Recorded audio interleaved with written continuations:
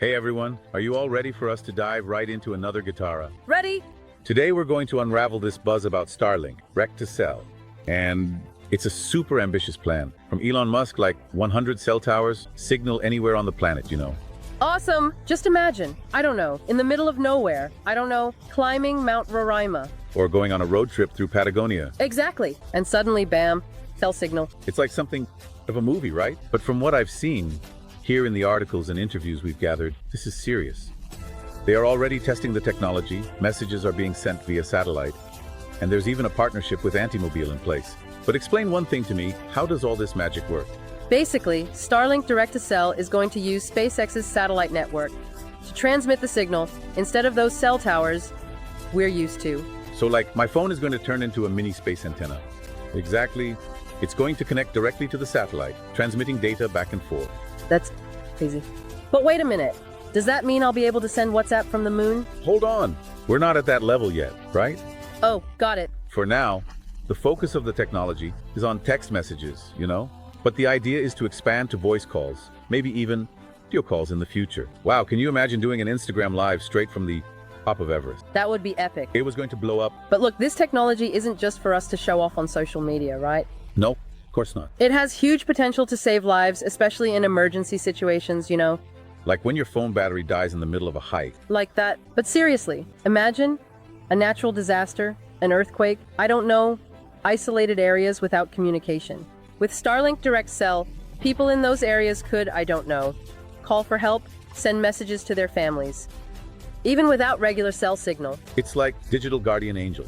And speaking of guardian angels, we saw that T-Mobile is already using this technology in Z-Way, right? Yes. The FCC, which regulates telecommunications over there, has approved the emergency use of Starlink Direct Cell by T-Mobile. So T-Mobile customers can already send text messages via satellite in areas affected by hurricanes. That's cool. So, is this partnership just in Z-Way, or are there plans to expand it to the rest of the world? The idea of Starlink is for Direct Cell to be global, you know, but it still depends on approvals and regulations in each country. Right? The forecast is that the service will be available to everyone by 2025. Oh, got it. But, being realistic, is this technology going to be accessible to everyone? Starlink isn't really known for its, let's say, friendly prices, right? We know that Starlink has a higher cost, but the company has already shown that it can adjust prices for different markets. That's true.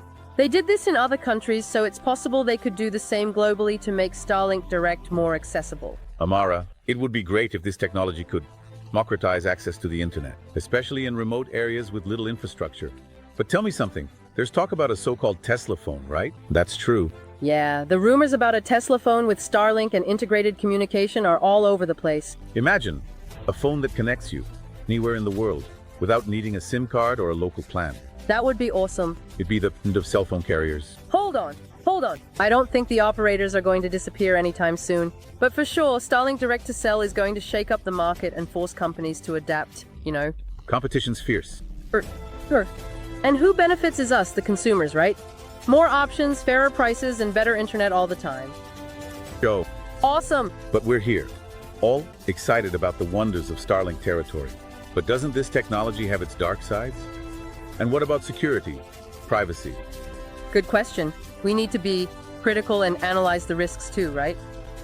After all, a network of satellites controlling the communication of millions of people is quite a target for hackers and cyber criminals.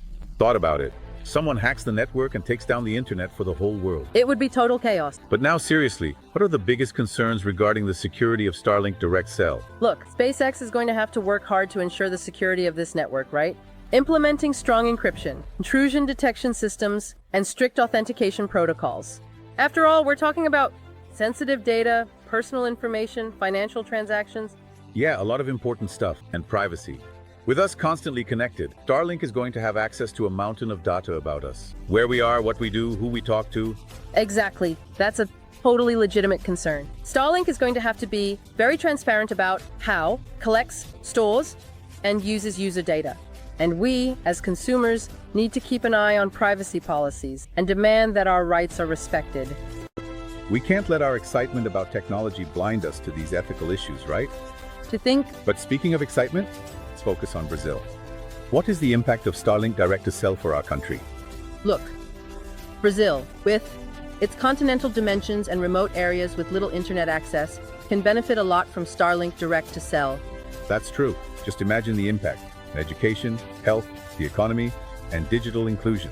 Yeah, a lot of things. It would be amazing if Starlink could bring quality internet to isolated communities, rural schools, and hospitals in the countryside.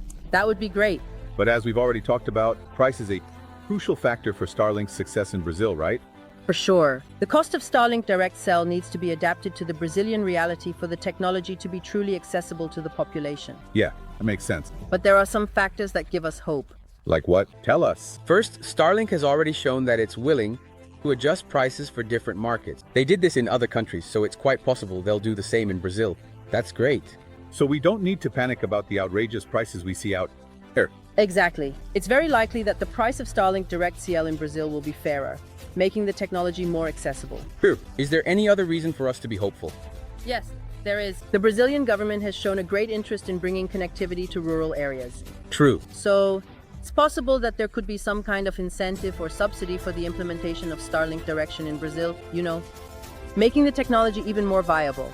It would be a huge win for digital inclusion in Brazil. Can you imagine how many people could have access to quality internet for the first time thanks to Starlink? Yeah, that would be amazing. Universal connectivity is essential for Brazil's social and economic development. Totally. And Starlink Direct-to-Cell could be a key piece for us to achieve that goal. Well, folks, was the first part of our deep dive into Starlink Direct-to-Cell. We saw the wonders, the challenges, and the potential of this technology that promises to revolutionize the way we connect. And in the next part, we're going to dive even deeper into the technical aspects of Starlink Direct-to-Cell, Let's uncover how all this magic works in practice. Stay tuned for the second part of our deep dive. See you then. See you? Hey everyone, ready for the second part of our deep dive into Starlink Direct-to-Cell? Absolutely ready. In the first part, we explored the wonders, the challenges, and the potential of this technology, right? But now let's dive a little deeper into how all this magic works. That's right. We understood that Starlink Direct-to-Cell uses satellites instead of towers. But how exactly does a cell phone connect to a satellite up in space? It really does seem like something out of this world. It really does, right? But the technology behind this is fascinating. First, it's important to understand Starlink satellites don't just stay up there. No, they orbit the Earth at an incredible speed, like thousands of kilometers per hour. So they're taking a space ride while transmitting our internet signal. Exactly. And to make sure the signal reaches your cell phone, Starlink developed special antennas. They're called phased array antennas, No, don't know.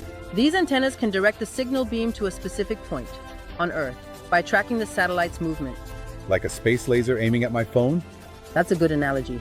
That's awesome. But how does my tiny phone down here connect to this super special antenna? Good question. For that, Starlink needs to equip its satellites with transponders, which are devices that receive the signal from your phone and retransmit it to Earth. So it's like a game of space ping pong. Yeah, more or less that. My phone sends the signal to the satellite bounces it back to the base station on Earth, and just like that, the magic of communication happens. Exactly. And to complete the cycle, the base station on Earth connects to the traditional internet network, allowing you to access websites, apps, and everything else. Got it. It's a complex process, but Starlink managed to simplify all of this so we can have internet anywhere on the planet. Yeah, that's the idea. Brilliant. But speaking of the internet, we got so focused on the personal use of Starlink Direct-to-Cell that we almost forgot about the other applications. True. This technology has huge potential. Various sectors beyond individual use. Imagine the impact on logistics, for example. Wow, true. Trucks, ships, planes, all connected in real time, optimizing routes, monitoring loads, and communicating instantly, even in remote areas. It's an upgrade, and both efficiency and in the safety of transportation. Totally. Not to mention the cost reduction and the positive impact on the environment. Agriculture. Agriculture can benefit from it too, right? Sensors in the fields, monitoring livestock, agricultural drones, all connected to the internet, collecting data and optimizing food production. Starlink bringing the internet to the countryside and helping to put food on the table. How beautiful. And it's practical. The technology has the power to revolutionize agriculture, making it more efficient, sustainable, and productive. Speaking of revolutions, you mentioned the Internet of Things, IoT, right? How can Starlink Direct-to-Cell impact this universe of connected devices? Look, this is an area with huge potential. Imagine smart cities with sensors monitoring traffic, air quality, public lighting, all interconnected and functioning optimally thanks to satellite connectivity. A city that self-manages, anticipates problems, and adapts to the needs of its citizens. It sounds like something of a futuristic movie. And it might be closer than we think. Starlink Direct-to-Cell has the potential to speed up the large-scale implementation of IoT, connecting millions of devices and creating an increasingly smart and interconnected world. But with all this connectivity, we need to talk about security again. Can you imagine if hackers invade the Starlink network and take control of our self-driving cars, our appliances, even our cities? It's a scary scenario, but cybersecurity is a priority for Starlink. They invest heavily in encryption, intrusion detection systems, and security protocols to protect the network against attacks. And privacy. Privacy is also an important concern. Starlink claims that it respects user privacy and that their data is protected by secure policies. But it's important for us as consumers to keep an eye on the company's practices and demand transparency in how our data is used. We need to have a critical eye to ensure that technology is used for good, without compromising our privacy and security. Absolutely. Technology is a powerful tool, but it needs to be used responsibly. And speaking of responsibility, we need to discuss the impact of Starlink Direct-to-Cell on the telecommunications market. Will traditional carriers just disappear? Good question. I personally love the idea of having more options and less monopoly. So, what do you think is going to happen to the carriers? Are they going to have to reinvent themselves? Or will they end up being swallowed by Starlink? I think Starlink Interactive is definitely going to shake up the market. But I don't believe that traditional carriers are going to disappear anytime soon. They have a huge customer base, robust infrastructure, and years of experience. So we can expect a fierce competition for consumer preference, with traditional carriers reinventing themselves to offer more competitive services, and Starlink trying to carve out its niche in this million-dollar market. Exactly. Competition is always positive for the consumer, who ends up having more options, fairer prices, and better quality services. And in the end, what's important is that we have access to the internet in a fair, accessible, and safe way. That's right. We need to have a critical and conscious perspective on new technologies, always seeking a balance between innovation, ethics, and social well-being. And of course, we will keep a close eye on the developments of Starlink Direct-to-Cell and all the other technologies that promise to transform our world. For sure. We'll see you at the next deep dive to uncover more mysteries and explore new technological horizons. See you there, everyone. Stay tuned. Let's go, everyone. Back to the last part of our deep dive on Starlink Direct-to-Cell. We've seen the wonders, uncovered the mysteries of technology, and even speculated about the future of the carriers, right? That's true. But now, we get to that part of the movie that keeps you glued to your seat, the controversies and the challenges that all this innovation brings. Starlink Direct-to-Cell has incredible potential, but we need to analyze the issues carefully, right? And security, without a doubt, is one of the biggest concerns. Security. Are my data going to be safe flying around in a satellite? Yeah, just imagine a network of satellites controlling the communication of millions of people, devices, everything, you know? So what? Messages, bank transactions, everything. It's quite a target for hackers, right? Yeah, have you thought about it?